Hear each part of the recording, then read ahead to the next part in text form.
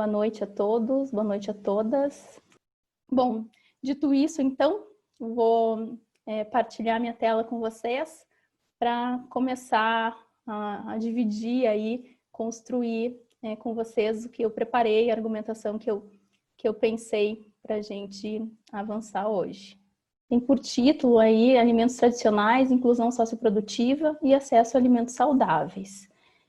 Eu organizei a apresentação em 5 tópicos, né, pensando um pouco em construir, né, retomar, de alguma maneira, sistematizar aspectos mais importantes aí relacionados ao histórico do processamento de alimentos, e aí se debruçar sobre o que é o objeto aí, né, dessa fala, né, que são os alimentos tradicionais, e aí focar em algo que eu venho trabalhando já há bastante tempo, que é um marco regulatório sanitário para produtos elaborados, processados e em pequena escala, ou como a gente vai focar aqui mais detidamente, né, um marco regulatório sanitário para alimentos tradicionais e artesanais.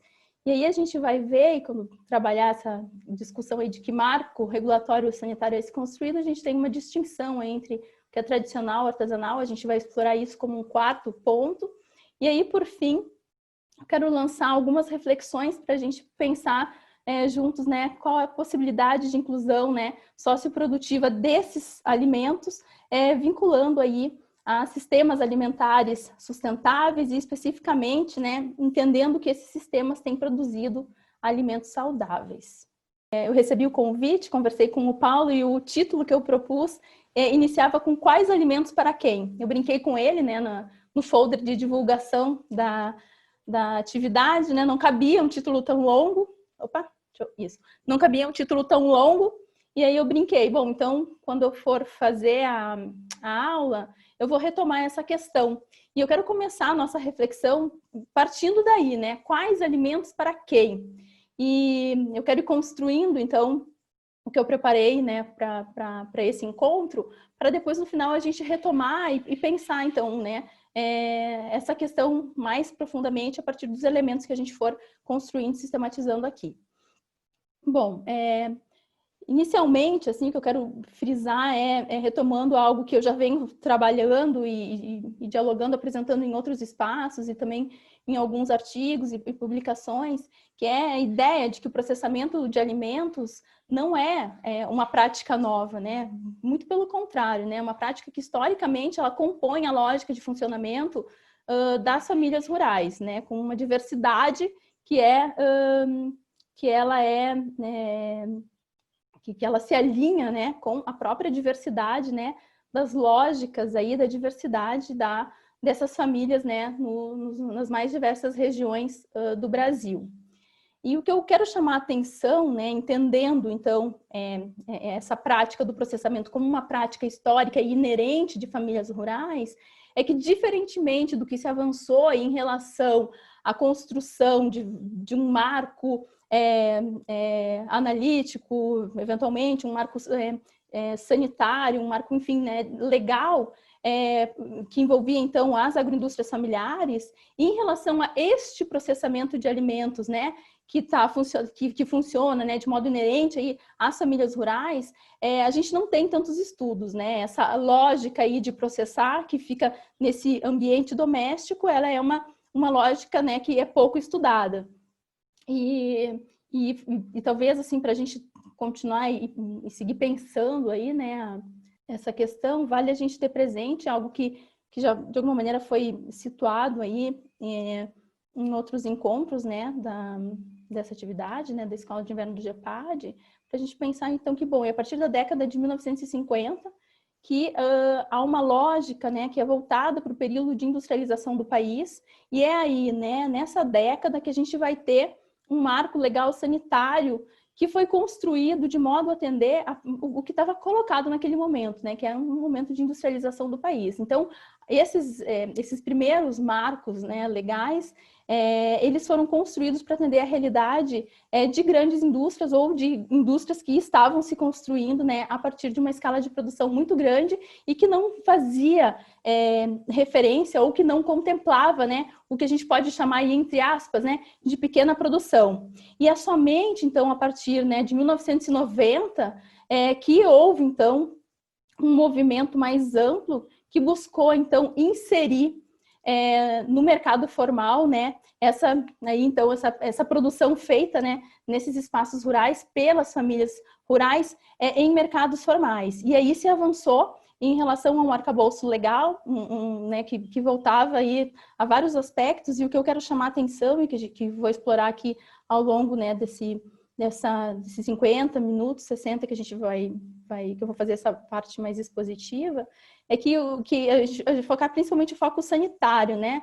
Então, o que se construiu em relação a questões sanitárias para essa produção que inicialmente, então, tinha ficado à margem desse modelo aí de industrialização. Então, essa produção não foi contemplada e o que se construiu para ela, né? E aí a gente vai perceber que de um histórico, né, de invisibilidade, né, para a produção e processamento desses alimentos tradicionais e artesanais, eles vão iniciar, né, esse histórico inicia então com a industrialização dos alimentos lá na década de 50 e a partir dos anos 1990 que vão surgir uma série de mudanças. Essas mudanças, assim, de uma forma bastante sintética, elas estão vinculadas, né, ao reconhecimento da agricultura familiar enquanto uma categoria sociopolítica, e aí, né, também em relação, né, ao PRONAF, e especificamente em relação ao processamento de alimentos, à agroindustrialização dos alimentos pela agricultura familiar, vale a gente situar o PRONAF Agregar, de 1998, o PRONAF Agroindústria, e o programa Mais Alimentos, todos então muito relacionados, né, a pensar a inserção do processamento de alimentos pela agricultura familiar em mercados formais. E o que era a estratégia, né, dessas ações aí que tomaram corpo, passaram a ter maior evidência, né, como uma contrapartida, digamos assim, como uma reação a esse processo de industrialização lá dos anos 50, que foi extremamente excludente para esse público, né? O foco, então, a partir de 1990, foi pensar estratégias de agregação de valor para os produtos da agricultura familiar. E aí, entre as principais maneiras, né, que se encontrou para cumprir aí essa proposta, né, para atender, então, esse objetivo de agregação de valor, se focou bastante na valorização da matéria-prima e em formas de organização e autonomia das famílias, e se respondeu, né, em alguma medida, a pauta e demanda de movimentos sociais, né, do campo que buscavam, então, esse reconhecimento, né, para os produtos processados pela agricultura familiar. Acho que uma primeira obra relevante, assim, ou pelo menos de maior vulto, que tratou dessa temática, né, foi a tese de doutorado, né, do Mior, que ele tratou o caso da APACO, mas também há algumas publicações em relação ao caso da Greco, duas associações que foram pioneiras, né, em serem contempladas por políticas públicas voltadas aí à agregação de valor. Nos dois casos, né, essas associações no estado de Santa Catarina.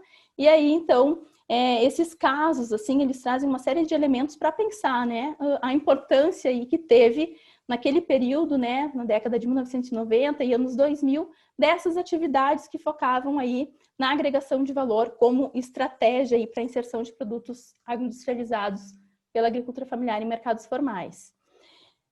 Um documento que se tornou bastante emblemático aí desse processo aí que se constituía em torno de pensar estratégias de agregação de valor foi a publicação em 2003, né, de um caderno aí de recomendações básicas, né, para aplicação de boas práticas agropecuárias e de fabricação na agricultura familiar. Em boa medida, esse documento ele é o pioneiro em sistematizar essas recomendações voltadas, né?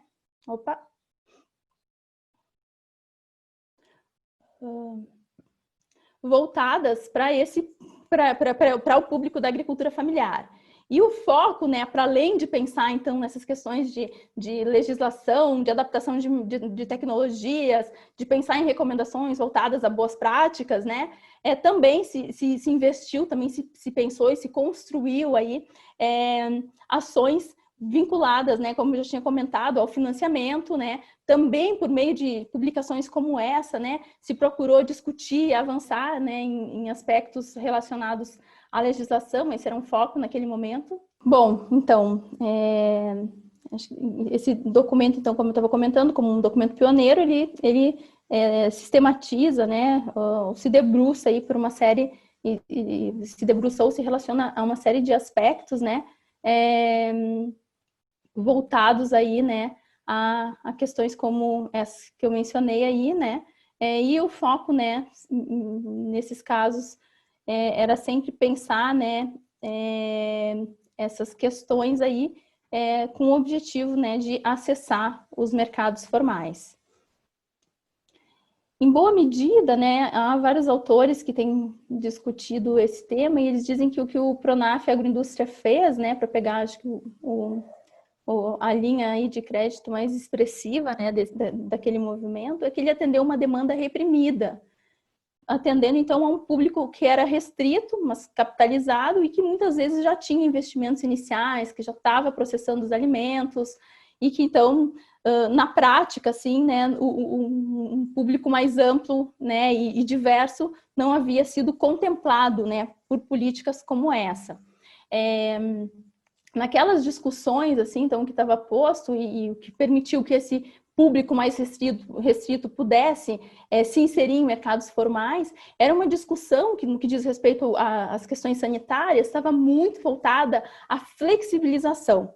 Esse era o tema aí que se discutia aí no início dos anos 2000 em relação às normas sanitárias, que era flexibilizar as normas para que o processamento de alimentos pela agricultura familiar pudesse se formalizar. Um termo, então, bastante polêmico, né, que a partir, então, da construção, né, do Suasa, por exemplo, a gente vai falar um pouco mais dele depois, foi perdendo intensidade e foi deixando de fazer sentido, porque a crítica maior que se colocava isso nessa flexibilização era a ideia de que a lei podia ser mais fácil para esse tipo de produção.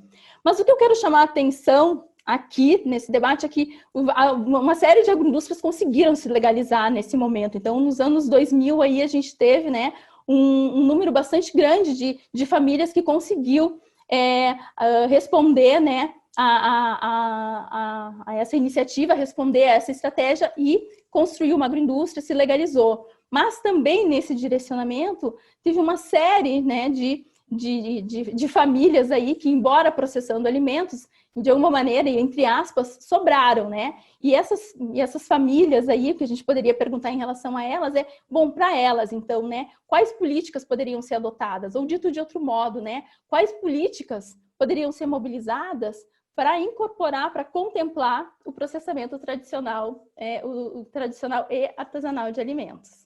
Bom, aí, para a gente pensar, então, qual processamento tradicional e artesanal de alimentos é esse, eu fiquei pensando como que a gente fala desse processamento, que público é esse, quem são essas famílias que não conseguiram, então, se inserir nessa estratégia de agregação de valor via agroindústrias familiares ou agroindústrias rurais de pequeno porte, enfim, para usar outros termos, em relação aos quais se mencionava, se referia a esse tipo de industrialização. Aí, para a gente, mais do que trazer uma definição, né, eu quero apresentar para vocês um vídeo que ele foi produzido no âmbito de uma consultoria que eu fiz entre 2018 e 2019. Essa é uma consultoria numa parceria do IICA com o MAPA, que tinha como objetivo construir uma definição de produto agroalimentar artesanal. Essa consultoria, então, ela proporcionou conhecer várias regiões do Brasil e vários produtos produzidos de uma forma artesanal, e todos eles de origem animal. E era uma estratégia, uma iniciativa, eu diria assim, da área de fomento e de agregação de valor do mapa, com o intuito de entender, então, bom, mas que produtos são esses que não têm sido contemplados pela legislação sanitária. E aí eu trago, então, a farinha de peixe, chama piracuí, que eu tive o prazer, a alegria de conhecer e visitar, então, uma comunidade ribeirinha no Baixo Amazonas e ver de perto, então, como essas famílias viviam e como essa farinha era produzida. E aqui eu quero chamar a atenção que esse desenho foi feito pelo Vicente Marques. Vicente, muito obrigada pelo desenho. Ele fez com base em fotografias e vídeos, né, que a gente captou na região. Tem imagens minhas e do colega do mapa que acompanhou o trabalho, que é o Rodrigo Lopes. Quero também, né, quando olho para essa imagem, lembro bastante, né, da colega, da Daniele Wagner, da Adria, que devem estar aqui também ouvindo, e que conhecem muito bem, né, essa realidade. Bom, eu vou agora descompartilhar minha tela para passar o vídeo tem 5 minutos e acho que ele explica, né, melhor do que eu tentar contar para vocês aqui como que é essa produção. No interior de Prainha, em comunidades ribeirinhas situadas às margens do rio Amazonas e de seus afluentes, território Baixo Amazonas, muitas famílias produzem piracuí, palavra de origem indígena para se referir à farinha de peixe. Eu me chamo Socorro de Abreu Pires. Edna Gomes Duarte. Quero dizer também que essa é minha casa, né? Onde eu moro com a minha esposa, né? E, às vezes eu e meu genro aqui, esse aqui é o meu terreno.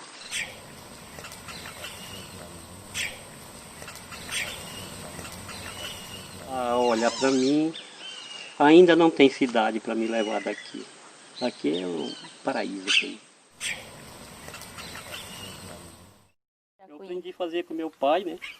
Porque já vem de uma geração aí, né? O meu pai aprendeu com o pai dele, né? Aí eu já aprendi com meu pai, eu já fui ensinando para as filhas, né? Tenho 5 filhas, tenho uma esposa, né? A gente trabalha em conjunto. Aqui no nosso rio a gente faz a turma, como a gente diz, né? De 5, 6 pessoas para trabalhar no trabalho do piracuí. Eu fiquei com ele, né? A gente ficou junto. Aí eu já aprendi com ele fazer o piracuí. Eu não sabia também, porque para lá para onde eu morava... 35 anos. Lá a gente fazia farinha, né? Lá, de mandioca. Aqui não, já é farinha de peixe, né? Aí eu já aprendi com ele fazer o piracuí. A primeira etapa é pegar o acari, né? Lançar a rede e tirar, pegar e a gente traz, como foi feito ontem. Aí chega aqui, a gente corta a cabeça, né? Para cozinhar e cozinha. Aí tem o processo de descarnar, se descarna, tira a carne e depois vai para torragem, né? Que é aquela torragem que a gente fez aí, escaldamento, aí vai passando de processo em processo, né? Até ficar pronto. Olha, a gente conhece amassando, tem uns que conhecem amassando, uns quebrando a espinha, que a espinha fica bem, aquele osso fica bem branquinho, a gente quebra e ele estala. Até que... Aí a gente conhece. Eu acho que o cuidado maior é sempre o local tá bem limpo, né? Para que não fique jogando ele pelo chão. Olha, piracuí a gente faz a farofa, faz o bolinho, faz a mojica, né? E faz outras coisas também, né? Depende se a senhora quiser fazer. Quer ver quando a gente mistura ele com ovo, banana, né? Fica ele bem bacana aí que fica mais gostoso. Com a melancia também a gente come, com a melancia a farofa dele. Não, a gente parte a melancia, né? Tira esse talhado, aí já faz a farofa do piracuí. Né? Você vai comendo ela assim, sucessivamente, né? Assim, é gostoso. A maior renda do nosso rio é esse, o piracuí. Então aí vai passando de um para o outro. Embora que a pessoa crie um gado ou outra coisa, mas ele tem que se manter dali do piracuí. Então, o certo é, o foco mesmo é o piracuí. de todas as coisas. Eu, quando me criei, meu pai já fazia piracuí. E depois que eu me entendi, comecei a fazer, arranjei família, criei meus filhos fazendo piracuí. E tenho filho que até hoje faz também. Não só o piracuí, mas a pesca de outros peixes, camarão. Tudo. A gente faz. Gosto de fazer o piracuí porque é um produto da economia da gente.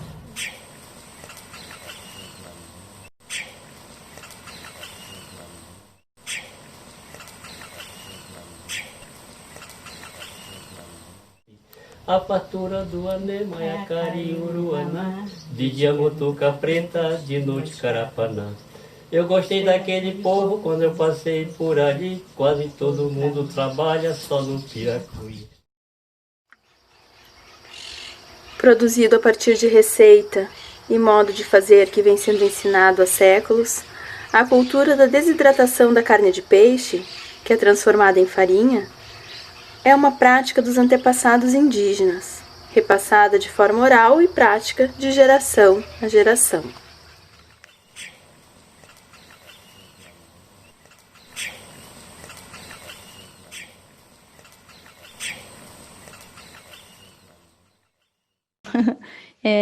Eu tinha posto esse vídeo no YouTube e ele estava sem as legendas.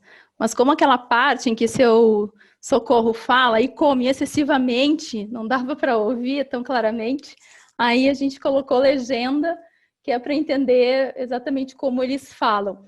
E, bom, gente, eu quero comentar que esse vídeo, ele é um vídeo bastante artesanal, ele surgiu, não estava previsto na consultoria, mas ele surgiu, né, da vontade de trazer e dar visibilidade para essa lógica de processamento tradicional, para essa dinâmica que acontece ali nessas comunidades rurais, sejam elas ribeirinhas ou não, e que diz muito, né, de um processamento que ele é feito ali doméstico, caseiro, e que é muito importante, como o seu Socorro traz, para o abastecimento das famílias, né? Porque eles usam esses produtos tanto para consumo próprio quanto para comercialização do excedente. Acho que esse vídeo, em 5 minutos, né, ele sistematiza, ele sintetiza muito bem a importância desses produtos, né?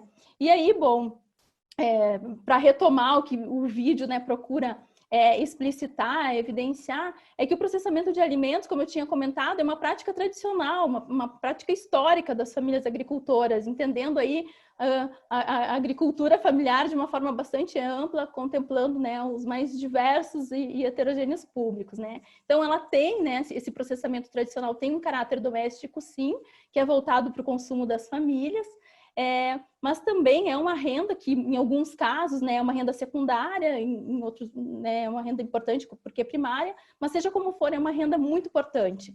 Então, assim, em síntese, né, esses produtos, eles têm uma relação muito grande com o autoconsumo, porque abastecem as famílias, mas também podem ser comercializados. E essa relação toda, né, contribui bastante, né, se não de uma maneira aí insubstituível, né, para a gente pensar soberania, segurança alimentar e nutricional, né, como ontem a professora Potira comentou, apresentou, enfim, trouxe algumas definições. E, bom, eu trouxe aqui o exemplo do piracuí, mas também esse é o caso, né, dos vários queijos, né, que um queijo de coalho em Sergipe, aqui, se o Ezequiel está nos ouvindo, lá de Maués, produção de farinha de mandioca, e aqui, né, o pão da minha avó, da vó Wanda, e, gente, assim, uma série de outros produtos, compotas, doces de frutas, mel, bebidas, uma série de produtos, né, que são decorrentes, né, e que são produzidos de uma forma bastante imbricada às próprias lógicas de vida e funcionamento, né, dessas famílias rurais. Então, se a gente quer pensar o processamento, né, nessa perspectiva que eu estou apresentando aqui, a gente vai pensar ele de uma forma bastante indissociada da própria organização das famílias rurais. E por isso, então, para a gente pensar esses produtos, a gente precisa necessariamente de uma compreensão mais ampla. E essa compreensão mais ampla, né, ela engloba aí a gente considerar as características históricas desse tipo de processamento.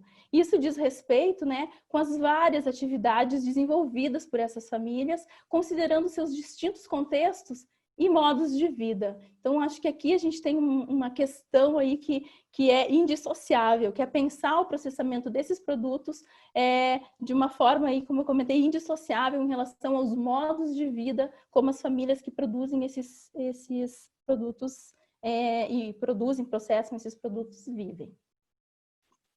Mas a grande questão, né, é que, apesar de a gente estar propondo entender a questão desse modo, né, o que a gente tem hoje é uma ampla informalidade, ou seja, a gente está aqui olhando e falando, né, de grupos, né, e de famílias que não acessaram essas políticas voltadas para a industrialização. Então, o Gazola tem algumas pesquisas, né, o professor Gazola, que deu uma das aulas aqui, e que aponta aí, né, estima aí uma porcentagem bastante elevada, né, de famílias rurais que processam alimentos de modo informal.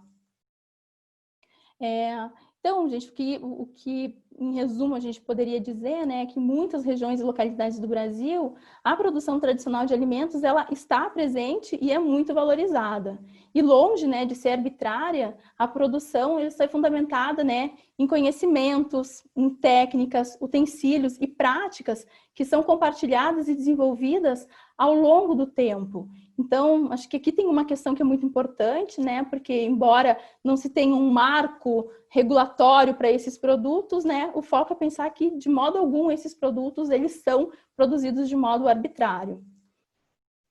E aí, vale a gente considerar aí, né, que esses produtos, eles estão muito vinculados, né, à sazonalidade da produção, ao processamento dos diversos produtos, e aqui tem uma questão que vale a gente focar, né, que na política de agroindustrialização, o foco é a especialização. Então, as famílias se especializavam num único produto. E quando a gente olha para essa lógica, né, do processamento desse modo tradicional, artesanal, o que está em jogo é a não especialização, é justamente a diversidade.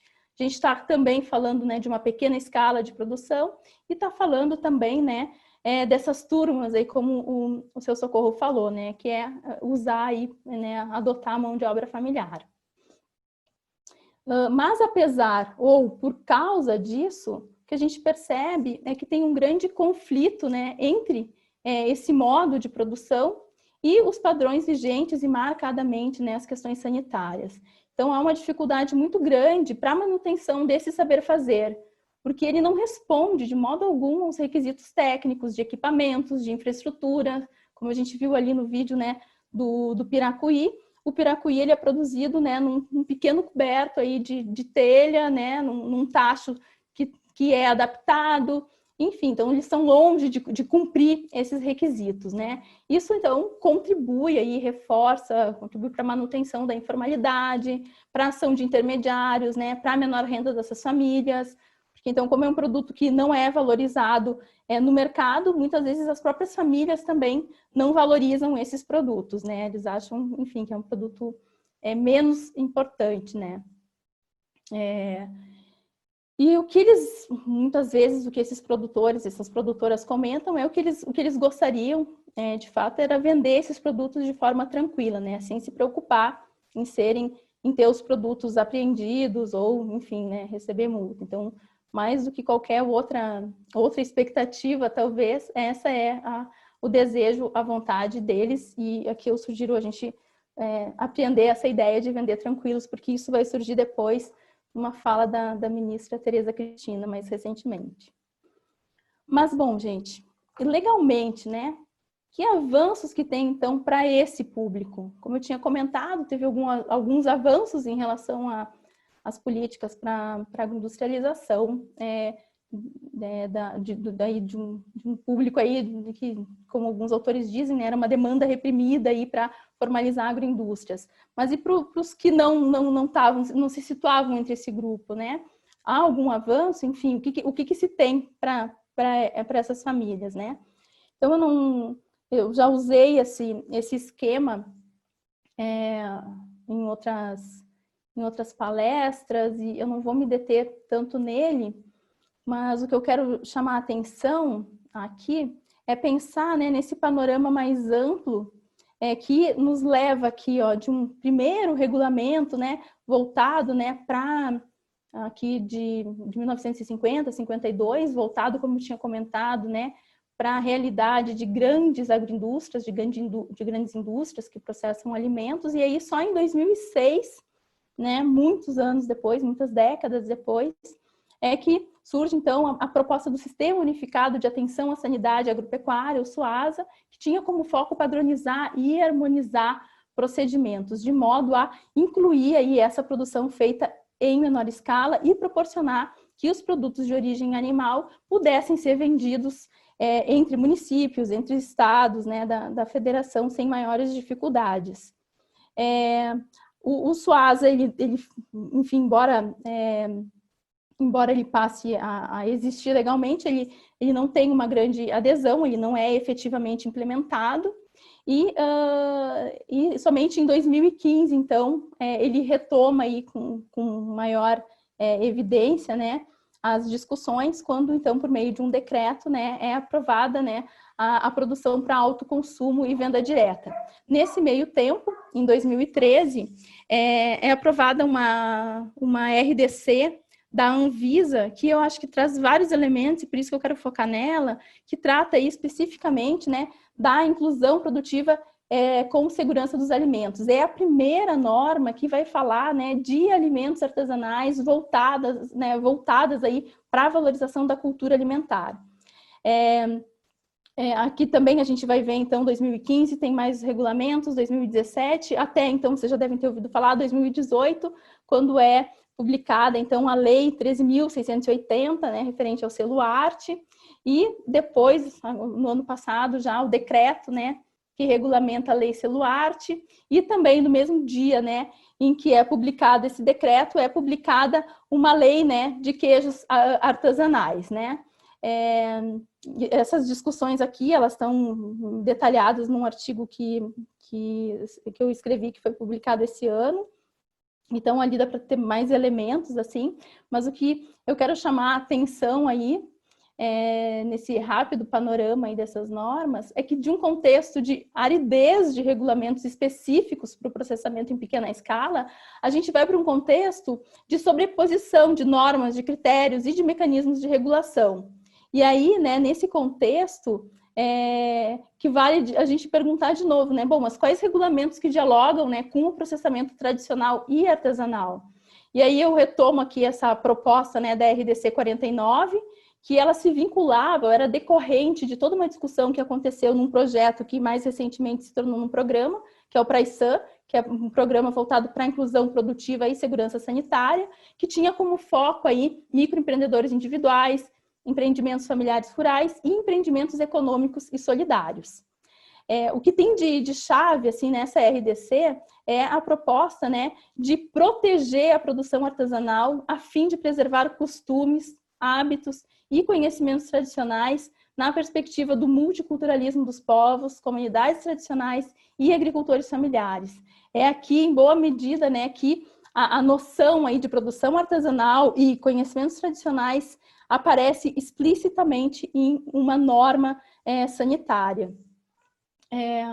E aí depois a gente tem um conjunto de normas que dialogam bastante, né, e que se desdobram a partir do SUASA, né, lá desde 2006, e que vão, em 2015, aí, trazer, digamos, novas luzes e perspectivas para essa produção de menor escala, voltadas especificamente aí para agroindústrias de pequeno porte. Mas, de novo, né, aqui o foco estava nas agroindústrias de pequeno porte. E aí, talvez, inspirado lá pela RDC 49, né, se pensou, então, em inclusão social, produtiva, e aqui também emerge aí, né, uma proposta inovadora, que era pensar ações de inspeção e fiscalização de natureza orientadora. Na prática, como isso se operacionaliza, continua sendo um desafio, e depois, né, em 2017, com uma nova norma que dialoga aí com a IN 16 de 2015, o que a gente percebe, né, são importantes retrocessos aí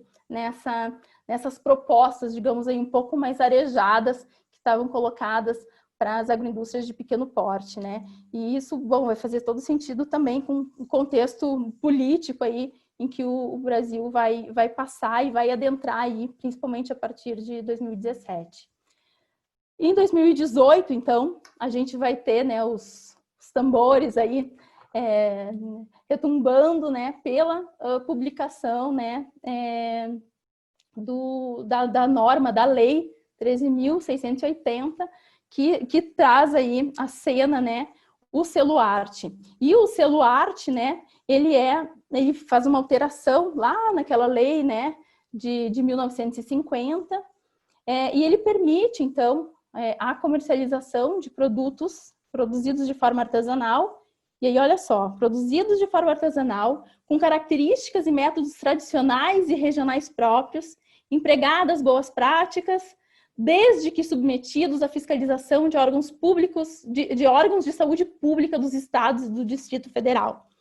Esse texto, ele foi redigido de uma maneira tão confusa que, se por um lado, de alguma maneira, talvez ingenuamente, né, se comemorou a lei selo arte, como passou a ser conhecida essa lei, por outro, né, se gerou uma série de incertezas e inseguranças, porque a redação, né, desse artigo 10 aí, central, né, nessa lei, ele não deixava claro, então, a quem caberia a fiscalização. Ficaria né, sob a responsabilidade dos municípios, estados e federação, ou isso, órgãos de saúde, se referia a órgãos vinculados à Anvisa, por exemplo. Então, ao mesmo tempo em que gerou expectativas, também gerou uma série de rumores e dúvidas, né? E aí, o que a gente vai ver, somando-se aí a essas dúvidas, é que no mesmo dia em que foi publicado o decreto que regulamenta o selo arte, foi publicada a lei, e olha o trocadilho, a lei 13.860. Lembrando que a lei selo arte é 13.680. Então, enfim, uma coincidência ou não, mas o fato é que há uma sobreposição que vai se construindo aí, e tanto o decreto quanto a lei, né, a lei dos queijos artesanais, foram publicadas, né, em alusão à comemoração dos 200 dias do governo Bolsonaro, né? E bom, também em 2019, mais para o final do ano, foi publicado o primeiro regulamento técnico, né, voltado aí à produção de lácteos, que está vinculada à lei selo arte. Aqui, então, uma notícia, né, da regulamentação do selo arte, né? Então, aqui aparece, né, a ministra, né, e o presidente, né, comemorando, enfim, essa lei. E aí, na fala, né, da ministra, né, Tereza Cristina, então, ela comenta, né, acabou a clandestinidade. Ele, né, se referindo aos produtores, vai poder andar pelo Brasil de cabeça erguida e ser conhecido. Então, acho que essa fala, né, essa narrativa, ela se alinha muito, né, a essa fala recorrente entre as famílias produtoras, né, de poder vender sem medo, né. Então, acho que a leitura, as expectativas vão sendo construídas, mas as soluções não são construídas de modo a ser efetivamente implementadas, né. E aqui no folder publicado no dia, né, do lançamento, então, aí do decreto e da lei referente, né, aos queijos artesanais, está aí publicado, né, que o selo arte é a realização de um sonho antigo de produtores artesanais de todo o Brasil. E aí a pergunta é de quais produtores, né? E aí o folder também fala, né, de ser um momento histórico, há muito tempo esperado pelos produtores. E aí a estimativa é que somente na produção de queijos artesanais, cerca de 170 mil produtores sejam beneficiados. Já tem mais de um ano que o decreto foi publicado, já tem um ano, né, um pouco mais, que a lei dos queijos artesanais foi publicada, e o que a gente vê é um número bastante inexpressivo de produtores, de produtoras que solicitaram e que tiveram a solicitação aí para o selo arte concedida. Não chega a 50, né, o número de produtos, incluindo todos os produtos, não apenas os queijos, que tem o selo arte. Aí o decreto, o decreto que regulamenta o selo arte, ele também, a gente vai trazer essa sobreposição de informações, sobrepondo a ideia de artesanal com a ideia do genuíno, de singularidades e características tradicionais, se sobrepondo também, né, ao que está lá na redação da lei dos queijos artesanais, que vai falar de queijo artesanal, mas vai se referir a métodos tradicionais, enfim. Então, o que eu quero chamar a atenção é que, embora se tenha tido muitos avanços, como eu comentei, assim, a gente vai para uma situação de escassez de regulamento, a gente vai para uma situação, né, de vários regulamentos, mas que são sombreados entre si. Então, se a gente for olhar e pensar esses regulamentos de uma forma comparativa, né, a gente vai ver que há uma série de dúvidas que não são esclarecidas, entre elas as que emergem e que ficaram bastante claras ao longo desse trabalho de consultoria e dúvidas que emergiram de técnicos, de produtores, de produtoras, qual é a diferença entre inspeção, fiscalização e a concessão do selo arte. Então, quem tem a concessão do selo arte não precisa de inspeção, enfim. E aí, como eu comentei, né, há uma baixa adesão a essas propostas, a essas leis, e um pouco entendimento sobre isso, né, uma grande confusão, assim. E uma confusão que eu quero destacar aqui, eu fui tentando mostrar ali na redação das leis, alguns aspectos, o próprio entendimento do que é tradicional e ou artesanal, ou será que esses termos são sinônimos, né? E aí, a pergunta, tem diferença entre alimentos artesanais e tradicionais? Vocês acham que tem? Se a gente tivesse mais tempo e tivesse numa situação presencial, essa era uma questão, aí, uma enquete que eu gostaria de fazer para saber a opinião de vocês, né? Eu não vou me deter muito em pensar e construir essa distinção, mas eu quero propor para vocês algo que eu venho construindo desde da minha tese. Na minha tese eu estudei o queijo serrano, que é um queijo tradicional, artesanal, né, produzido nos campos de cima da serra, no Rio Grande do Sul, e que eu retomei essa discussão para a construção aí dos produtos dessa consultoria. E aí, para a gente pensar, né, o que é o tradicional, eu recorri a Giddens, não vou me deter aqui, mas quero chamar a atenção para pensar a partir de Giddens aí, né, na sociedade pós-tradicional, na alta modernidade, e pensar, né, que na alta modernidade, ou na modernidade, né, como Giddens propõe, a tradição ela é dissolvida e aí a natureza vai sendo transformada. E esse processo gera uma série de imprevisibilidades, incertezas, angústias, e é uma tentativa de ter mais certezas e mais conforto em relação a tantas mudanças. A natureza ela passa a ser idealizada. E quando a gente olha para essa idealização em relação especificamente à alimentação, a gente vai ver uma série de estudos, né, mais recentes, e aí a gente pode dialogar também, né, com a aula que o professor Michael deu, que apontam para a idealização do rural. Então, há uma série de pesquisadoras e pesquisadores que têm se debruçado sobre esse tema e que vão chamar a atenção, né, para o fato de que, em relação aos alimentos, há uma valorização crescente, né, e muito presente de atributos que são associados ao rural e que são associados, ao natural, e que remetem a uma época em que os gêneros alimentícios eram produzidos, né, no ambiente doméstico e assim eram conhecidos. A gente pode também fazer uma alusão aqui à ideia de caixa preta, né, como proposta por Latour. Não vou entrar nessa discussão, mas eu quero chamar a atenção que é nessa discussão que emerge aí, então, né, também todo um processo de valorização dos produtos que são oriundos, né, que são produzidos no meio rural, como esse espaço aí da produção, do processamento de alimentos conhecido, né. Ainda, né, seguindo a abordagem, né, de Giddens, a tradição, então, a gente pode considerar ela, né, como marcada por seu caráter repetitivo, mas aqui tem uma ideia-chave, né, que é pensar que, bom, embora a tradição ela tenha, sim, relação com o tempo e tenha essa relação aí, como Giddens propõe, né, a tradição ela se vincula a esse caráter repetitivo, isso não significa que as tradições elas sejam estáticas e que não sofram ou que não devam sofrer alterações ao longo do tempo. Pelo contrário, é uma série de adequações, de adaptações que dialogam muito, né, com o debate das inovações. Esse é outro tema bastante interessante, né? Não é o foco aqui, não vou entrar nele, mas é um tema que aponta, né, também, né, para essa ideia de pensar os alimentos tradicionais não como algo estanque, parado no tempo, mas como algo também que vai se ajustando e se adaptando. Mas a que velocidade e por que tipo de pressão, né, é a discussão que a gente pode fazer. bom, que a gente pode ainda para ir concluindo, né, até chegar numa definição do que é a tradição, a gente pode pensar a tradição, então, a partir da permanência de um passado distante, algo que remete aí a uma nostalgia, né, ou uma perspectiva, que é a perspectiva, né, da Garcia, né, que ela propõe uma ideia de tradição da modernidade, que eu acho que é por onde se constrói aí esse debate que a gente está fazendo, e o que ela propõe, então, a partir da ideia de tradição da modernidade, é pensar que é justamente quando cresce a utilização de produtos industrializados que o argumento da tradição ganha mais destaque.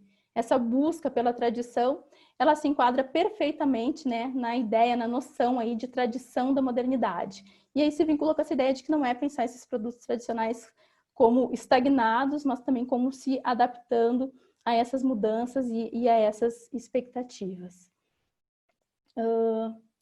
E bom, e a artesanalidade, né? Essa característica do artesanal, né? Onde entra, né? Como se vincula a noção de tradição? Então, a gente pode pensar isso também de uma maneira bastante sintética, aqui, bem sintetizado, né?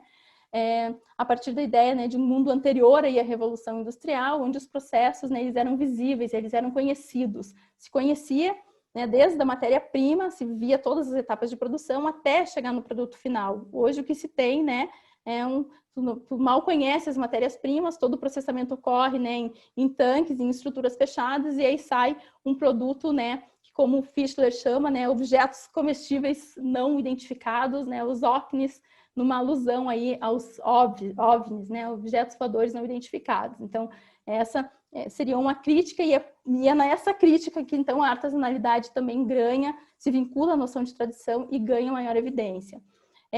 Nessa perspectiva aí, o trabalho manual ele passa a ser central e muito importante, a não padronização dos produtos é também um aspecto relevante, e não tem, né, uma mecanização muito intensa dos processos produtivos. No âmbito da consultoria, considerando essa discussão bem mais ampliada e outros elementos empíricos, a proposta, já que essa era a encomenda da consultoria, né, definir produto agroalimentar artesanal ou produto artesanal, a gente então definiu aí como aquele elaborado a partir de matérias-primas de origem e qualidade sanitária reconhecidas, elaborados em escala restrita, a partir de processamento manual, com possibilidade de mecanização parcial dos processos, sendo que os manipuladores, né, têm um domínio e conhecimento da totalidade do processo de produção, considerando também a possibilidade de ter variabilidade nas características organolépticas dos produtos e também o uso restrito de aditivos alimentares e a não adoção de aditivos cosméticos. Algumas dessas características elas foram incorporadas pelo decreto publicado em 2019, também pela Lei dos Queijos Artesanais, também de 2019, mas tem algo que não ficou contemplado a partir das reflexões propostas e entregues aí como produto da consultoria, que foi pensar justamente essa distinção entre o que são produtos artesanais e produtos tradicionais. E aí o que a gente vai ver, né, é que tem esses critérios, que a gente vai trazendo, né, eles, ainda que a artesanalidade tenha vínculo com a tradição, são produtos, né, que eles respondem principalmente a critérios de artesanalidade, são, portanto, produtos artesanais. Então, se a gente está considerando aí receita tradicional, que é passada de geração em geração, a partir de técnicas, conhecimentos específicos e de vínculos territoriais, aí sim a gente está falando de produtos tradicionais. Mas o fato de só ser, não é só, né, mas o fato de cumprir com requisitos que remetem à artesanalidade, diz de um produto que ele é artesanal, mas que não necessariamente ele é tradicional, porque ele pode ser feito a partir dessa lógica de produção de menor escala, mas não ter toda essa relação que a gente viu, como no vídeo do Piracuí, do Seu Socorro, da Dona Edna, com o local, né, com seus territórios, com as técnicas, utensílios, enfim, com uma série de outros elementos que aí sim compõem, né, de maneira indissociável essa lógica tradicional. Então, o que a gente propôs como um dos principais achados aí da consultoria, é que tem uma distinção muito clara entre produtos artesanais e produtos tradicionais artesanais.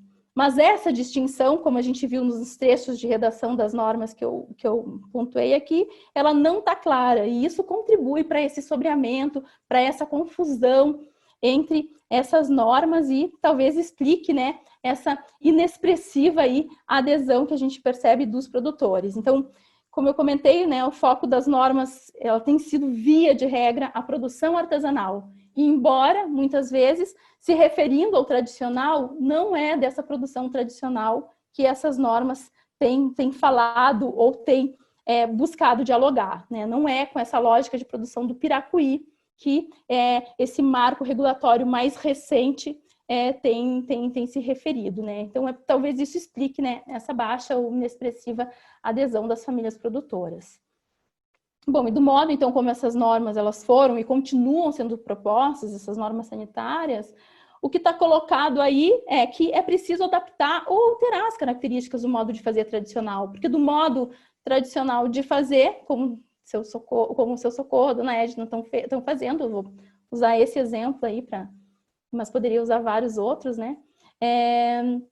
Essa lógica ela não está contemplada, esse modo de fazer que se vincula a um modo de vida, com os territórios, com essa lógica de tradição, não está contemplada nessas normas. Então, o risco aí que se corre, né, é justamente, né, comprometer, tensionar os atributos que vão ali, conferem singularidade a esses alimentos que então a gente tem chamado aí de tradicionais, numa clara distinção aí dos alimentos que são artesanais, né? Então, o que está colocado aí, né, em relação aos alimentos tradicionais, é toda uma diversidade, a não padronização, uso de técnicas, utensílios específicos, enfim, né, e esses atributos aí que dão singularidade, que deveriam, né, mereceriam ser olhados com mais atenção. Não vou entrar aqui na discussão que remete à madeira, uso de cobre, palha, embora acho que tenha aí nos utensílios, né, também um debate muito interessante. E aí, sobre a justificativa, então, de acessar mercados formais, o risco que se corre quando a gente olha para os produtos tradicionais é justamente, né, comprometer as características, né, de forma parcial ou integral, que vão diferenciar, que vão conferir qualidades específicas para esses produtos, né, para além de critérios formais que qualquer processo de industrialização poderia fazer.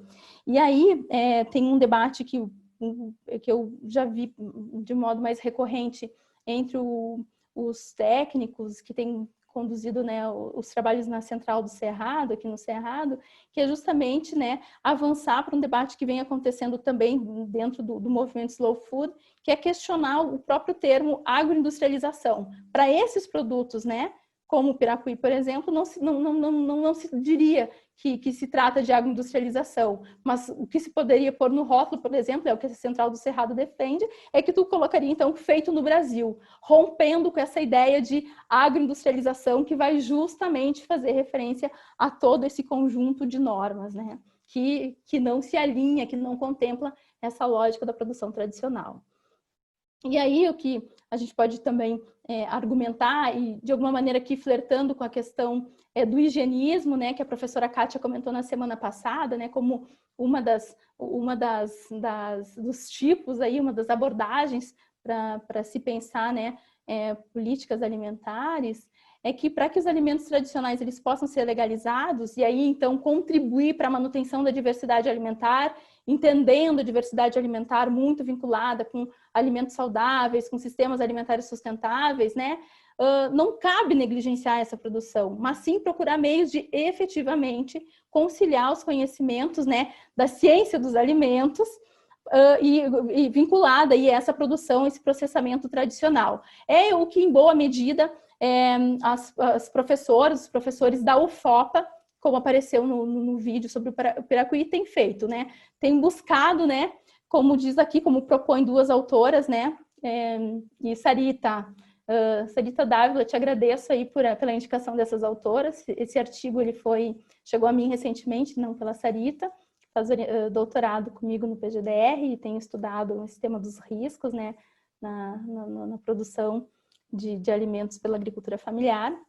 E aí o que essas autoras, né, tem chamado a atenção e que se alinha muito com o que as professoras, os professores da UFALPA têm feito em relação ao Piracuí, é para a necessidade de integrar elementos históricos, políticos, sociais e culturais aos modos práticos e conceituais de lidar com os riscos no âmbito da segurança dos alimentos.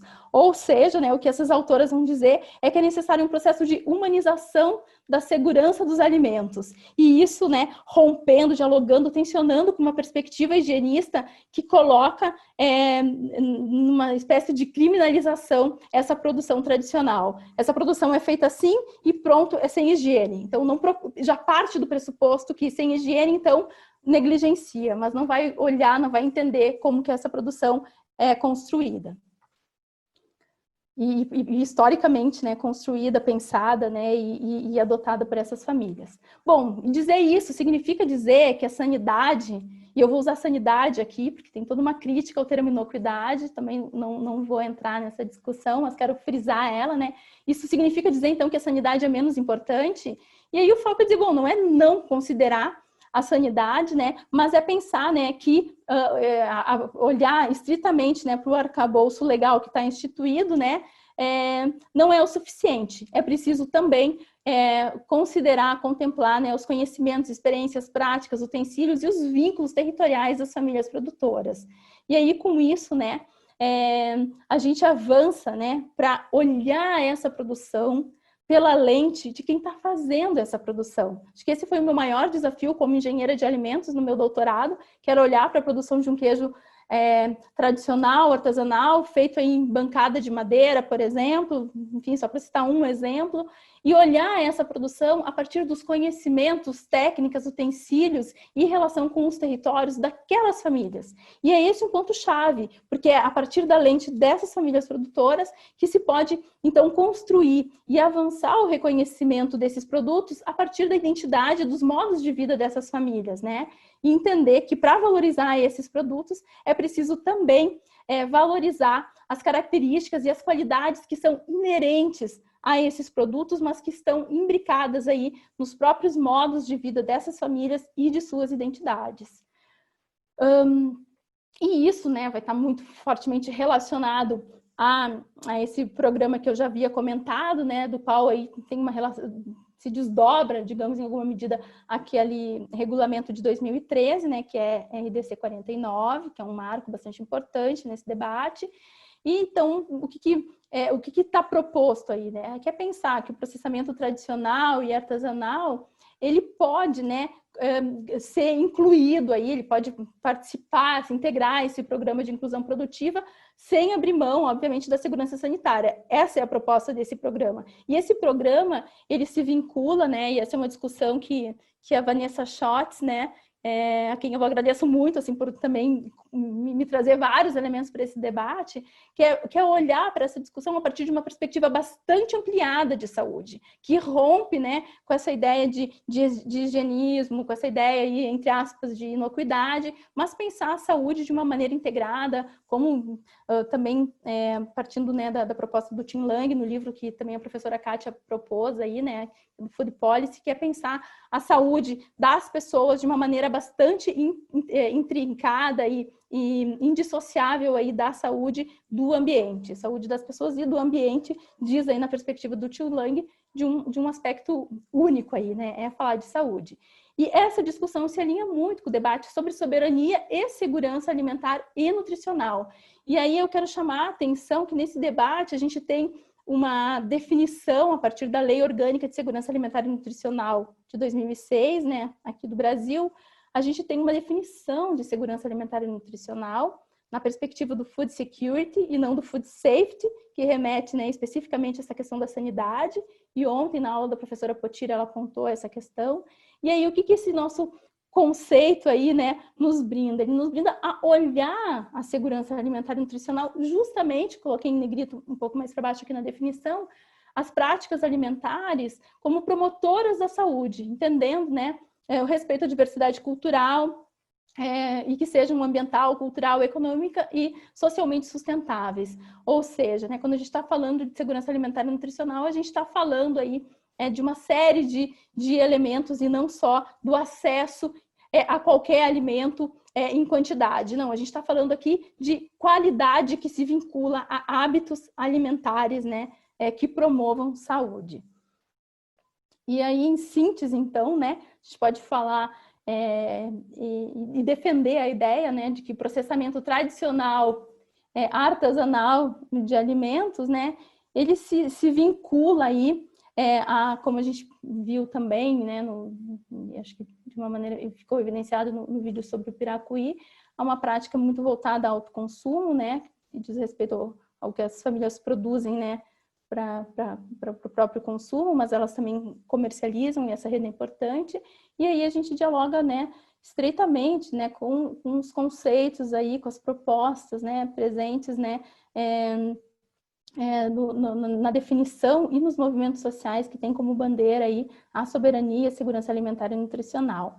E como que isso se operacionaliza, né? Eu tenho pensado bastante sobre isso e de alguma maneira, talvez alinhada também com as reflexões que a professora Kátia trouxe na semana passada, talvez pensando e entendendo aí a importância de valorizar ainda mais, né, as dinâmicas e a governança local e territorial para implementar, né, políticas que deem visibilidade a esses produtos, né? E aí sim a gente estaria avançando, né, para a constituição de sistemas, sempre no plural, sistemas alimentares sustentáveis. E a ideia, então, seria, né, se a gente olhar para esse tema dos alimentos, né, tradicionais, artesanais, seria a valorização a partir da legitimidade dos diversos saberes e modos de produção e de distribuição. Em resumo, seria, né, não construir para esses grupos, mas construir com, né, como que a gente olha essa produção a partir da perspectiva dessas famílias que historicamente têm produzido esses produtos. E aí sim eu acho que a gente aporta novas perspectivas, né, que vão aí, né, nos levar aí para pensar estratégias, né, que se vinculem aí a propostas de garantia de alimentação saudável.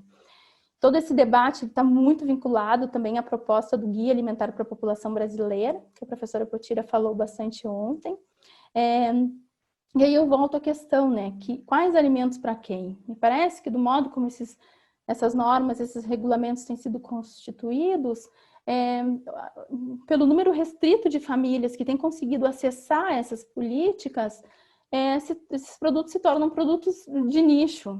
Então, são poucas famílias que conseguem produzir e esses produtos conseguem produzir atendendo esses requisitos dessas normas, então se legalizar. E aí o que a gente vai ter, né, é um número restrito de produtos focados para um nicho de mercado. Então, aqui a gente também vai estar produzindo para democratizar o acesso a esses alimentos ou para limitar.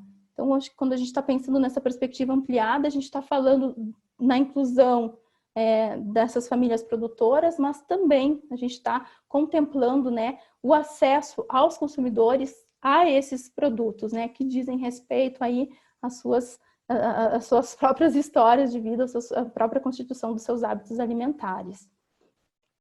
E aí pensando e aí eu fico pensando que, assim, daqui para diante, né, o que fica, né, o que a gente pode pesquisar e por onde que essa discussão pode avançar, né?